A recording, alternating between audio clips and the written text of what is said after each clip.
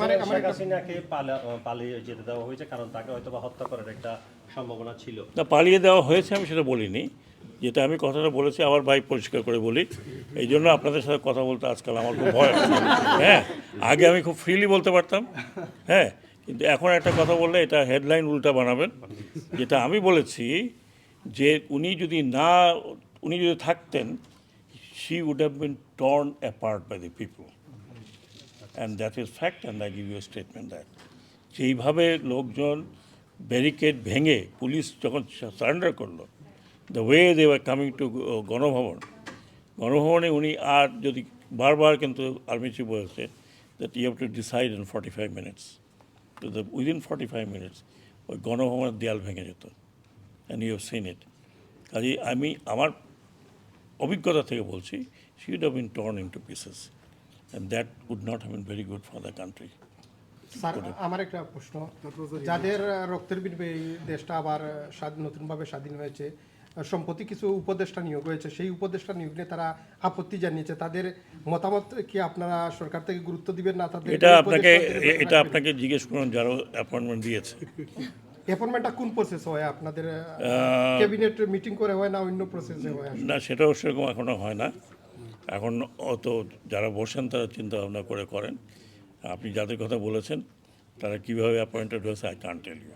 Sir, আমি সম্পর্কে একটা আর সম্পর্কে thank you very much. Sir, সেটা হচ্ছে যে আপনি বললেন যে আপনারা শুরুতে কিন্তু বলছেন যে আমরা স্টুডেন্টদের সরকার, স্টুডেন্ট আমাদেরকে বসাইছে, তাহলে এখন হচ্ছে যে স্টুডেন্টরা কমপ্লেন করতেছে এই ধরনের উপদেশটা কেন নেওয়া হচ্ছে, তাহলে এখন কারা নিচ্ছে এদেরকে? If I knew I would have told you. Thank you. আসলে আপনার বক্তব্য বলেছেন বাংলাদেশে 2000-এর অধিক মানুষ নিহত হয়েছে। শেখ হাসিনার ব্যাপারে রেড অ্যালার্ট জারি হয়েছে। শেখ হাসিনাকে ফিরিয়ে আনার ব্যাপারে অন্তর্বর্তী সরকার কতটুকু আন্তরিক? সেটা আমি এই মুহূর্তে বলতে পারবো না। That will be told by law and parliamentary affair adviser.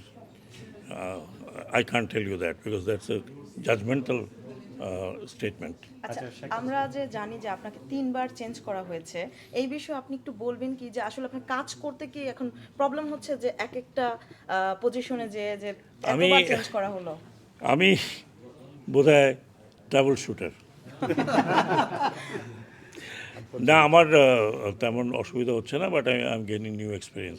আমার তো মেইন যেটা আছে সেটা হচ্ছে shipping ministry, that is still with me and that will remain probably with me, I hope so. বাকি যে যেখানে হয়তো মনে করে যে কাউকে দিয়ে হচ্ছে না, আমি যেটা মনে করি আর ওনাকে ট্রাই করো, হয়তো এটা হতে পারে। স্যার, একটা প্রশ্ন। আমাদের প্রবাসী 1,50,00,000 প্রবাসী, আমাদের কি ভোটার অধিকার দেওয়া হবে?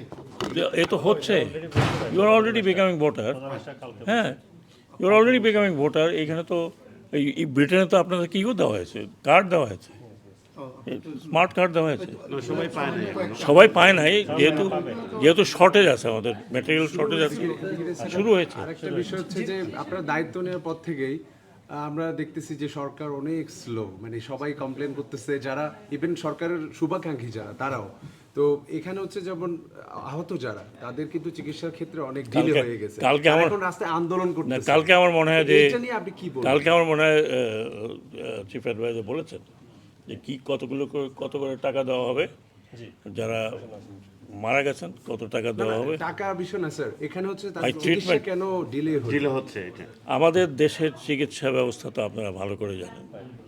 নর্মাল একজন নর্মাল লোক যায়, তাকে চিকিৎসা করতে কতদিন লাগে, পার্টিকুলারলি যখন গভর্নমেন্ট স্পন্সর্ড। আমাদের ওই ব্যবস্থাপনাটা খুবই উইক।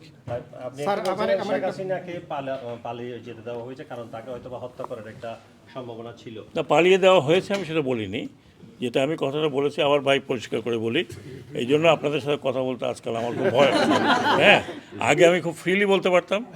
হ্যাঁ, কিন্তু এখন একটা কথা বললে এটা হেডলাইন উল্টা বানাবেন। যেটা আমি বলেছি যে উনি যদি থাকতেন, she would have been torn apart by the people, and that is fact, and I give you a statement that. যেইভাবে লোকজন ব্যারিকেড ভেঙে পুলিশ যখন সারেন্ডার করলো, the way they were coming to গণভবনে উনি আর যদি বারবার কিন্তু আর্মি চিফ বলেছে that you have to decide in 45 minutes, তো দ্য উইদিন 45 মিনিটস ওই গণভবনের দেয়াল ভেঙে যেত, and you have seen it. কাজেই আমি আমার অভিজ্ঞতা থেকে বলছি, she would have been torn into pieces and that would not have been very good for the country.